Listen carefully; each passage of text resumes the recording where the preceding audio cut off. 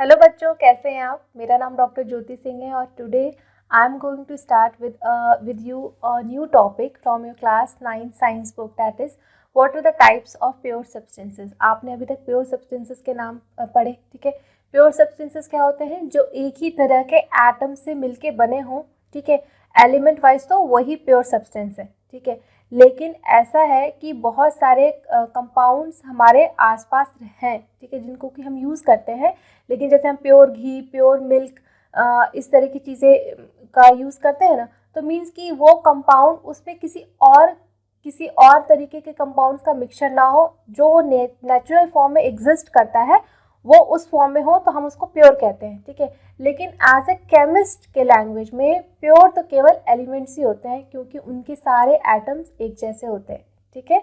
Otherwise वो सारी चीज़ें इम्प्योर है एज ए केमिस्ट, पर इन जनरल प्योर बहुत सारी चीज़ें हो सकती हैं। तो प्योर सब्सटेंसेस को हमने कैसे डिफाइन किया है, इस वीडियो में हम अच्छे से समझेंगे कि एग्जैक्टली हम किस तरह की बातों को जो है प्योर, किस तरह के सब्सटेंसेस को हम प्योर कहेंगे और उसके क्या कॉन्स्टिट्यूएंट्स होते हैं, ठीक है।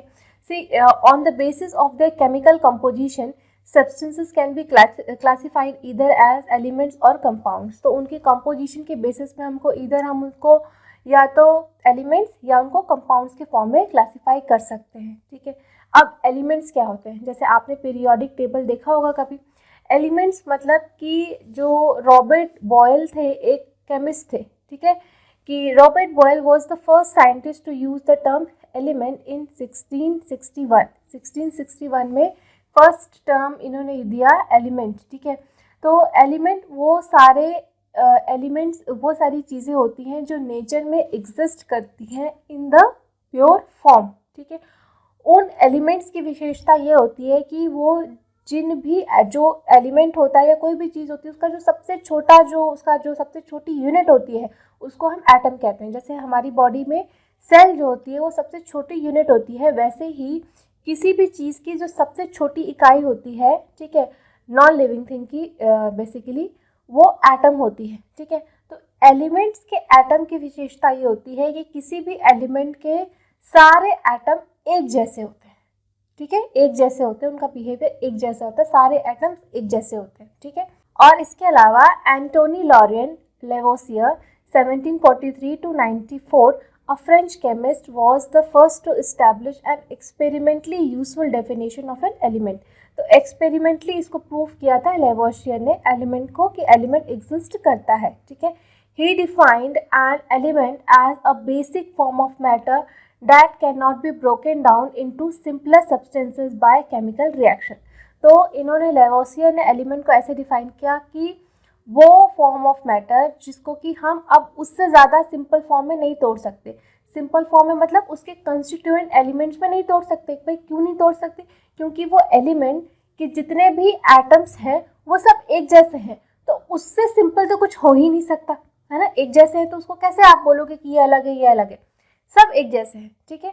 So elements can normally divided into metals, non metals and metalloids. तो एलिमेंट्स को हमने 3 भागों में डिवाइड किया है। कुछ एलिमेंट्स मेटल्स हो सकते हैं, कुछ एलिमेंट्स नॉन मेटल्स हो सकते हैं और कुछ एलिमेंट्स मेटलॉइड्स हो सकते हैं, ठीक है।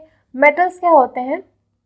जैसे आपने क्लास 8 में भी metals and non metal chapter में इसको पढ़ा होगा, ठीक है, कि metals usually show some of the following properties.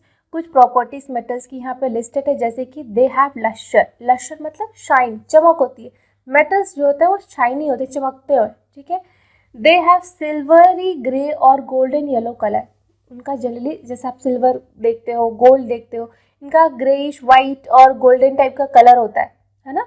जैसे कॉपर है उसका कलर है, गोल्ड है उसका कलर है, चांदी है उसका कलर है ना, कलरफुल ही होते हैं। So they conduct heat and electricity. वो हीट को और इलेक्ट्रिसिटी को कंडक्ट करते हैं, ठीक है। They are ductile. डक्ट मतलब इस तरीके से डक्ट, ठीक है, यानी कि उनको तारों में बनाया जा सकता है, उनकी लंबी लंबी तारें बन सकती हैं। इसी वजह से तो सोने चांदी के गहने बनते हैं, इसी प्रॉपर्टी की वजह से, ठीक है। They are ductile, can be drawn into wires. और दे आर मेलिएबल। मेलिएबल मतलब उनको पीट पीट के पतली पतली शीट्स बनाया जा सकता है, बहुत पतली पतली, कागजों से भी पतली, ठीक है। So they are malleable, can be hammered into thin sheets. They are sonorous, making a ringing sound when hit. जब हम उनको पीटते हैं तो उनके उसके ऊपर एक रिंगिंग साउंड सा सोनोरस साउंड आता है, ठीक है। तो मेटल्स की ये प्रॉपर्टी है। वहीं एग्जाम्पल के तौर पे आप देखो तो मेटल्स क्या हो सकते हैं, जैसे गोल्ड है, सिल्वर है, कॉपर है, आयरन, सोडियम, पोटेशियम एक्सेट्रा, ये सारे मेटल्स हैं, ठीक है।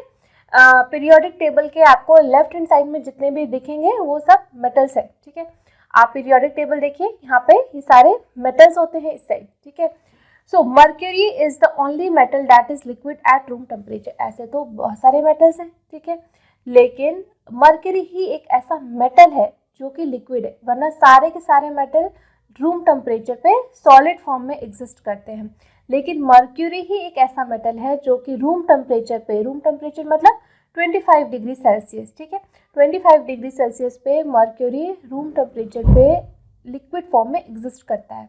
और इसके अलावा अगर हम नॉन मेटल्स की बात करें तो non metals usually show some of the following properties, जैसे कि they display variety of colours. तो नॉन मेटल्स में बहुत सारे कलर्स होते हैं, जैसे हमने मेटल्स का बताया ना, मेटल्स में जनरली येलोइश और वाइटिश ग्रेइश कलर होता है, वैसे नॉन मेटल्स में बहुत सारे कलर्स होते हैं, ठीक है। जैसे और दूसरा, they are poor conductors of heat and electricity. Poor conduct, वो इलेक्ट्रिसिटी को कंडक्ट नहीं करते हैं नॉन मेटल्स, ठीक है।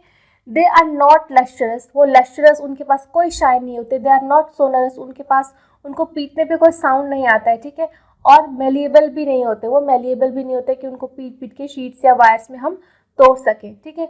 एग्जाम्पल्स आप देखें नॉन मेटल्स के तो क्या हो सकते हैं, examples of non metals are hydrogen, hydrogen gas है, ऑक्सीजन, आयोडीन, कार्बन जिसको हम कोल या कोक कहते हैं, ब्रोमीन, क्लोरीन एक्सेट्रा।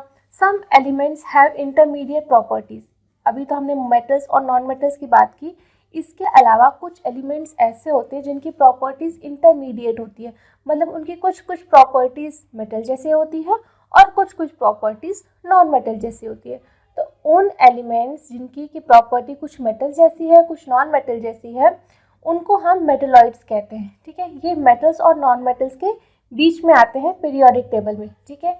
जैसे कि बोरोन कुछ कुछ प्रॉपर्टी मेटल्स की शो करता है, कुछ कुछ प्रॉपर्टी नॉन मेटल्स की। सिलिकॉन, जर्मेनियम, ये कुछ मेटलॉइड्स हैं, ठीक है। सो अब हम जान लेते हैं कुछ बहुत ही interesting facts about metals and non metals, जैसे कि जो एलिमेंट्स होते हैं, the number of elements known at present are more than 100। 100 से ज़्यादा एलिमेंट्स के नाम हमको पता है इस टाइम, हमने उतने एलिमेंट्स खोज निकाले हैं धरती से, ठीक है। इतने तरीके के एलिमेंट्स एग्जिस्ट करते हैं अर्थ के ऊपर। और 92 elements are naturally occurring. 92 element जो हम बोल रहे हैं 100 एलिमेंट्स होते हैं, इसमें से 92 एलिमेंट जो है नेचुरली नेचर में एग्जिस्ट करते हैं, ऐसे ही पाए जाते हैं, ठीक है। वहीं पे 8 जो है रेस्ट, मतलब 92 के बाद 8 ही बचता है ना, तो 8 एलिमेंट जो है मैन मेड है, इंसानों ने बनाए हैं, उन एलिमेंट्स को लैब में सिंथेसाइज्ड है वो, ठीक है। और majority of elements are solid, ज़्यादातर एलिमेंट्स जो होते हैं सॉलिड फॉर्म में एग्जिस्ट करते हैं एट रूम टेम्परेचर, ठीक है। लेकिन 11 elements are gaseous state at room temperature. वहीं पे 11 एलिमेंट्स जो होते हैं रूम टेम्परेचर पे गैसियस स्टेट में एग्जिस्ट करते हैं, ठीक है।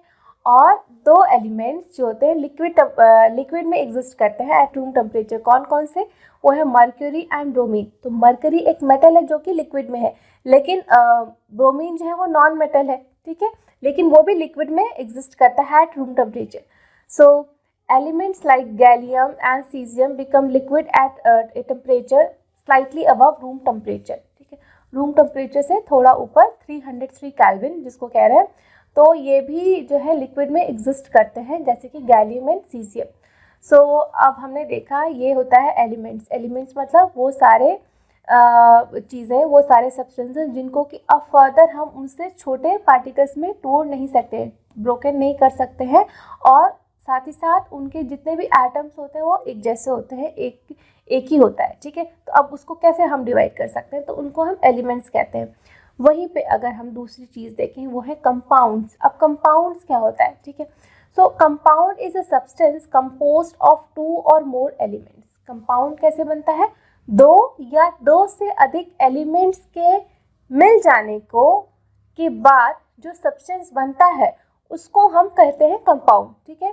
So chemically combined with one another in a fixed proportion. तो जब एक एलिमेंट दूसरे एलिमेंट से कंबाइन करता है किसी एक फिक्स्ड प्रपोर्शन में केमिकली, फिजिकली नहीं, केमिकली, ठीक है। जैसे अगर आप गेहूं और जो है क्या कहते हो आप, गेहूं और चावल को मिला दो फिजिकली, तो वो कोई कंपाउंड नहीं बना, वो केमिकल रिएक्शन नहीं हुआ, है ना। लेकिन अगर उनको पीस के उनका पेस्ट बना के और बिल्कुल कोई ऐसा रिएक्शन कर दो कि तीसरा ही प्रोडक्ट बन जाए, ठीक है, जिसको कि हम फिजिकली अलग ना कर सके, तो वो हम कहेंगे कि हाँ ये जो है ये केमिकल रिएक्शन है और ये कंपाउंड बन गया है, ठीक है। मैं जस्ट एग्जाम्पल के लिए आपको बता रही थी, ठीक है। So what we get when 2 और मोर एलिमेंट्स आर कंबाइंड, तो जब 2 या 2 से अधिक एलिमेंट्स कंबाइन करते हैं तो हमें क्या मिलता है, हमें एक नया सब्सटेंस मिलता है जो कि कंपाउंड है।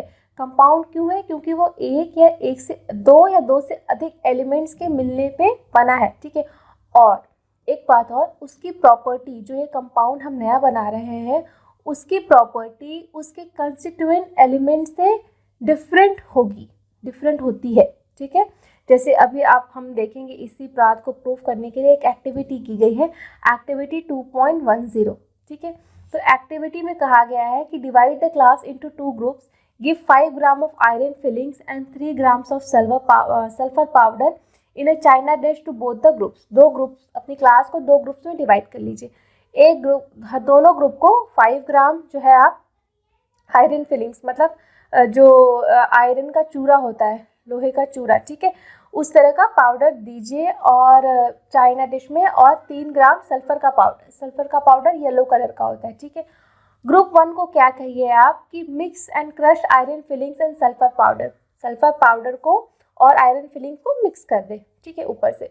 और ग्रुप टू को क्या कहिए कि mix and crush iron filings and sulphur powder, heat this mixture strongly till red hot, remove from flame and let the mixture cool. तो अब आप ग्रुप 2 को कहिए, जो मिक्सचर बनाए हैं उसको अच्छे से मिलाइए और उसको हीट करिए, और हीट करने के बाद उसको ठंडा करिए, ठीक है। तो ये करना है ग्रुप 2 को। अब हम देखेंगे कि ग्रुप 1 और ग्रुप 2 दोनों ने ही एक ही कंपाउंड से स्टार्ट किया, बट ग्रुप 1 केवल फिजिकली मिक्सचर किया और ग्रुप 2 ने उसको केमिकली मिक्सर किया, क्योंकि उसको हीट किया, ठीक है। So check for magnetism in the material obtain, तो दोनों ही मटेरियल्स को हम चेक करेंगे मैग्नेटिक प्रॉपर्टी के लिए। आपको पता है कि आयरन जो है वो चुंबक से चिपक जाता है, मैग्नेट को अट्रैक्ट करता है ना। सो अगर हम ग्रुप 1 वाले बच्चों को देखेंगे जिन्होंने फिजिकली आयरन फिलिंग और सल्फर को मिक्स किया है, तो जब हम मैग्नेट ले जाएंगे तो मैग्नेट को अट्रैक्ट करेगा कि नहीं करेगा, क्योंकि हमने तो फिजिकली आयरन को मिक्स किया है, कोई केमिकल रिएक्शन तो हुआ ही नहीं है, तो उसमें आयरन फिलिंग जो है वो अपनी प्रॉपर्टीज रिटेन रखेंगी, है ना। सो अब हम देखेंगे ग्रुप 2 में, जो कि हमने आयरन और सल्फर को मिलाया है, ठीक है। तो होता क्या है कि जब हम आयरन और सल्फर को मिक्स करते हैं, ठीक है, तो अगर हम आयरन और सल्फर के रिएक्शन को देखें कि जैसे ये आयरन है और ये सल्फर है, अगर हमने इसको हीट किया, ठीक है, हीट के लिए हम ऐसे बनाते हैं सिंबल, तो हमारा बनता है FeS, आयरन सल्फाइड, ठीक है, आयरन सल्फाइड बनेगा।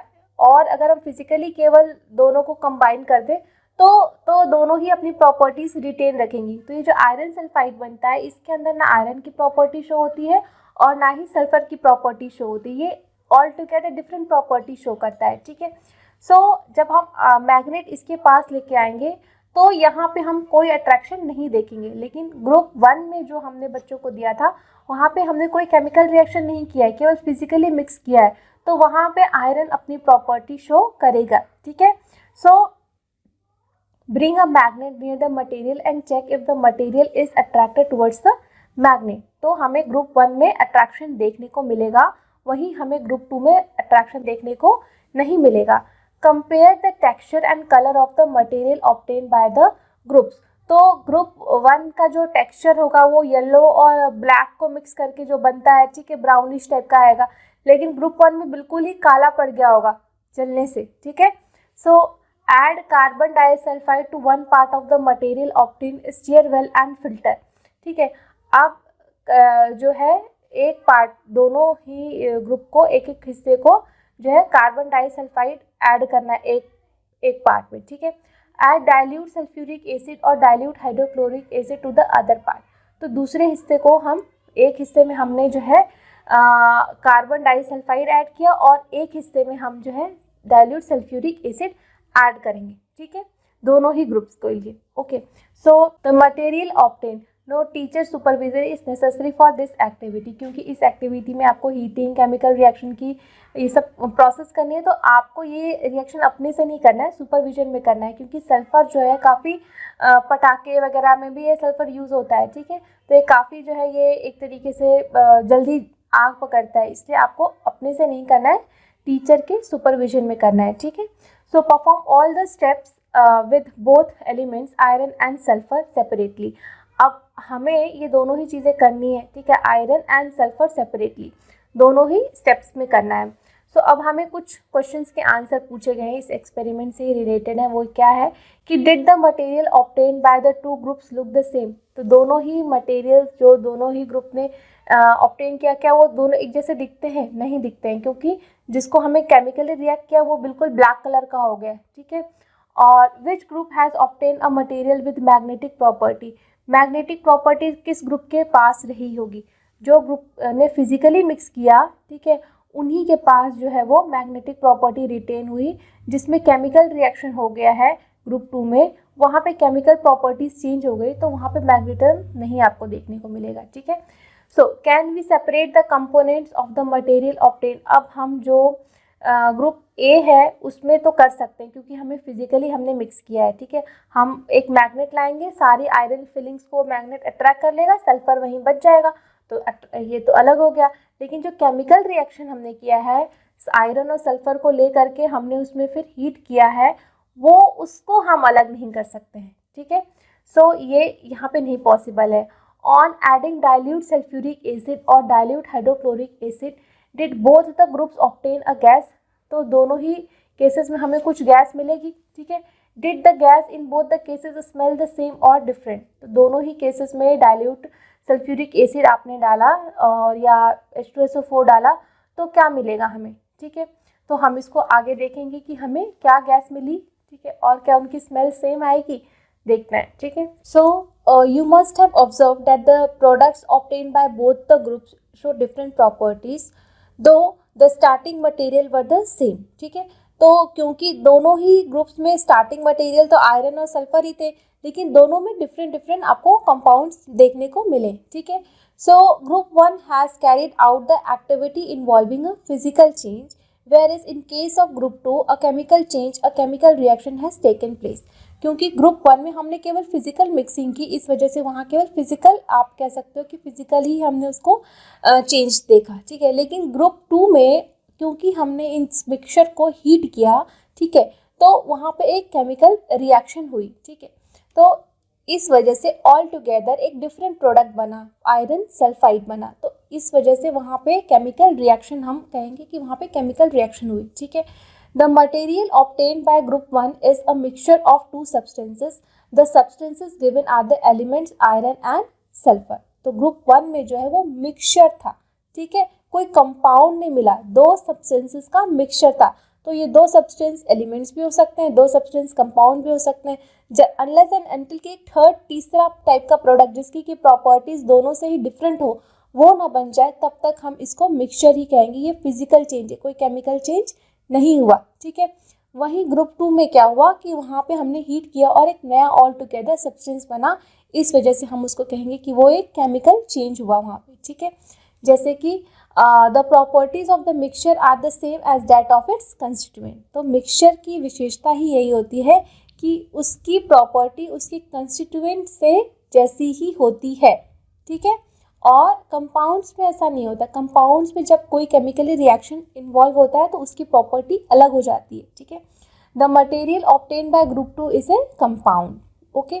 On heating the two elements strongly we get a compound which has totally different properties compared to the combining elements, तो जब हमने हीट किया तो केमिकली वो दोनों चीज़ें आपस में कंबाइन हुई और हमें आयरन सल्फाइड एक अलग तरीके का कंपाउंड मिला जिसमें कोई मैग्नेटिक प्रॉपर्टी नहीं थी, जबकि आयरन में मैग्नेटिक प्रॉपर्टी थी, ठीक है। So the composition of A compound is the same through out, जो कंपाउंड जो बनता है उसकी कंपोजिशन भी सेम होती है थ्रू आउट, मतलब कि जिस तरीके से उनका अरेंजमेंट होता है एटम्स का, आयरन और सल्फर जिस तरीके से कंबाइन किए वो पूरा उसमें एक तरीके का ही डिस्ट्रीब्यूशन होगा आयरन का, जहाँ जहाँ सल्फर का जहाँ जहाँ एक पैटर्न बनता है, ठीक है। So we can also observe that the texture and the color of the compound are the same throughout. Colour और टेक्सचर भी कंपाउंड का एक जैसा होगा. Thus we can summarize the physical and chemical nature of matter in the following graphical organiser. तो इस तरीके से हम समराइज कर सकते हैं कि भाई फिजिकल चेंज क्या होता है, केमिकल चेंज क्या होता है, एक ग्राफिकल फॉर्म में हमें समझाया गया है. चलिए देखते हैं. साथ ही हम ये भी देख लें कि जो हमने डिस्कस किया कि अगर जो हमारा हाइड्रोजन सल्फाइड बना था, ठीक है, आयरन, अगर हम यहाँ पे देखें कि आयरन प्लस सल्फर को जब हमने हीट किया था तो आयरन सल्फाइड बना था हमारा FeS, ठीक है. अगर हम इसमें H2SO4 ये जो है एसिड डालें तो हमें क्या मिलेगा, हमें मिलेगा आयरन सल्फाइड, ठीक है, हमें आयरन सल्फाइड मिलेगा. तो इस रिएक्शन से हमें क्या मिलेगा, हमें मिलेगा फेरस सल्फेट, ठीक है, FeSO4 ferrous sulphate plus H2S gas, ठीक है, H2S गैस, ठीक है. ये गैस जो होती है वो कलरलेस होती है, लेकिन ये इसकी स्मेल बहुत स्ट्रॉन्ग होती है. रॉटन एग स्मेल होती है इसकी, मतलब सड़े हुए अंडे के जैसी स्मेल होती है और बहुत ही स्ट्रॉन्ग स्मेल होती है, आप इसको पहचान सकते हो, ठीक है. वहीं ग्रुप 1 में जब हम इसको रिएक्ट कराएंगे, ठीक है, ग्रुप 1 में आयरन और सल्फर अलग अलग होगा. अगर हम उसमें एसिड डालेंगे तो वहाँ पे हाइड्रोजन गैस इवॉल्व होगी, उसकी तो कोई स्मेल होती नहीं है, ठीक है. तो बेसिकली हमें ये H2S, इसकी रॉटन एग वाली जो गैस है, ये एक कैरेक्टरिस्टिक प्रॉपर्टी मिलेगी ग्रुप 2 को, ठीक है. सो हम कुछ डिफरेंसेस देख लेते हैं मिक्सचर्स और कंपाउंड्स में, ठीक है, कि मिक्सचर और कंपाउंड्स एक दूसरे से कैसे डिफरेंट होते हैं. सो मिक्सचर्स, एलिमेंट्स और compound just mix together to form a mixture and no new compound is form. तो मिक्सचर या तो एलिमेंट्स को मिला के भी बन सकता है या दो कंपाउंड्स को भी मिला करके मिक्सचर बन सकता है, ठीक है. बस उनको फिजिकली मिला दिया जाता है, कोई नया सब्सटेंस नहीं बनता है, ठीक है. No new compound is form, कोई नया कंपाउंड नहीं बन जाता जिसकी प्रॉपर्टी इन दोनों से अलग हो, ठीक है. तो हम उसको मिक्सचर कहते हैं, सिर्फ मिक्स कर दिया गया है, ठीक है. और कंपाउंड क्या होता है, कंपाउंड में elements react to form new compounds. Elements जो है वो केमिकली रिएक्ट करते हैं, ठीक है, केमिकली इन्वॉल्व रहते हैं और उसको हम फिजिकली अलग नहीं कर सकते अब, ठीक है. So they chemically involve in the reaction, so elements react to form new compounds, fine. और दूसरा है a mixture has a variable composition. जो मिक्सचर होता है उसका वेरिएबल कंपोजिशन होता है, ठीक है. जैसे कि कहीं पे कोई चीज़ ज़्यादा है, जैसे अगर एक चीज़ मैं यहाँ पे मिक्स कर रही हूँ, ठीक है, ऐसे ऐसे कोई एक चीज़ मैंने बनाई, ठीक है, दूसरी चीज़ है मेरे पास, उसको भी मैंने इसमें मिक्स कर दिया. तो कहीं पे ये सपोज मैंने दूसरी चीज़ ली है, वो है हमारी ऑरेंज कलर की, ठीक है.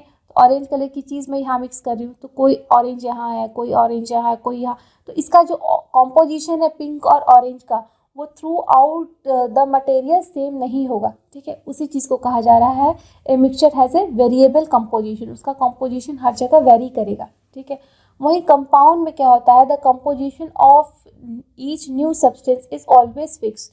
तो जो नया सब्सटेंस बनेगा उसका कंपोजिशन जो है वो फिक्स रहेगा, ठीक है. So a mixture shows the properties of the constituent substance. तो जो मिक्सचर होता है वो अपने कंस्टिट्यूएंट सब्सटेंस की प्रॉपर्टीज को शो करेगा. वहीं a new substance has totally different properties. जो न्यू सब्सटेंस बनता है कंपाउंड्स में, उसमें टोटली डिफरेंट जो है वो प्रॉपर्टीज को शो करता है. वो अपने कंस्टिट्यूएंट एलिमेंट्स की प्रॉपर्टी नहीं शो करता है. जो नया सब्सटेंस बनता है बल्कि उसकी प्रॉपर्टी शो करता है, ठीक है. अब हम देखते हैं जो चौथा डिफरेंस वो है the constituent can be separated Fairlie easily by physical method. Physical method से भी हम इसके कंस्टिट्यूएंट्स को सेपरेट कर सकते हैं, मिक्सचर के कंस्टिट्यूएंट्स को. वहीं कंपाउंड्स में ऐसा नहीं होता है. The constituents can be separated only by chemical और इलेक्ट्रोकेमिकल रिएक्शन. केमिकली हम सेपरेट कर सकते हैं, फिजिकली हम उसको सेपरेट नहीं कर सकते हैं. अब हम एक बहुत ही इम्पॉर्टेंट जो समरी चार्ट देख लेते हैं कि हमने अभी तक पढ़ा कि मैटर के बारे में कि what is matter. Matter can be solid, liquid और गैसेस. मैटर 3 फॉर्म्स में एग्जिस्ट करता है जनरली, ठीक है. तो वो है सॉलिड, लिक्विड और गैसेस. ऐसे तो 5 फॉर्म्स ऑफ मैटर है, बट जनरली हम कहते हैं सॉलिड, लिक्विड और गैसेस फॉर्म में, ठीक है. और मैटर में भी 2 तरीके के सब्सटेंसेस हो सकते हैं. एक प्योर सब्सटेंसेस हो सकते हैं, दूसरे मिक्सचर्स हो सकते हैं. प्योर सब्सटेंसेस में एलिमेंट्स आते हैं, ठीक है, जिनके के सारे एटम्स एक जैसे होते हैं, ठीक है। और दूसरा प्योर सब्सटेंसेस में कंपाउंड्स आते हैं। कंपाउंड्स में क्या होता है कि इनका कॉम्पोजिशन फिक्स होता है, इनका जो केमिकल कंपोजिशन है वो throughout the compound same रहता है, ठीक है। So elements can not be broken down into simpler substances. अब इनको और सिंपल सब्सटेंसेस में नहीं तोड़ा जा सकता है, ठीक है। Compounds have fixed composition can be broken down into elements by chemical or electrochemical reaction. Chemical या electrochemical reaction से इनको अपने elements में अलग किया जा सकता है। जैसे कि अगर एग्जाम्पल देखा जाए एलिमेंट्स का, कि एलिमेंट में जैसे कॉपर है, ऑक्सीजन है, आयरन है, हाइड्रोजन है, मरकरी है, जिससे कि मिल के दूसरे कंपाउंड्स बनते हैं, उनको हम एलिमेंट्स कहते हैं, ठीक है।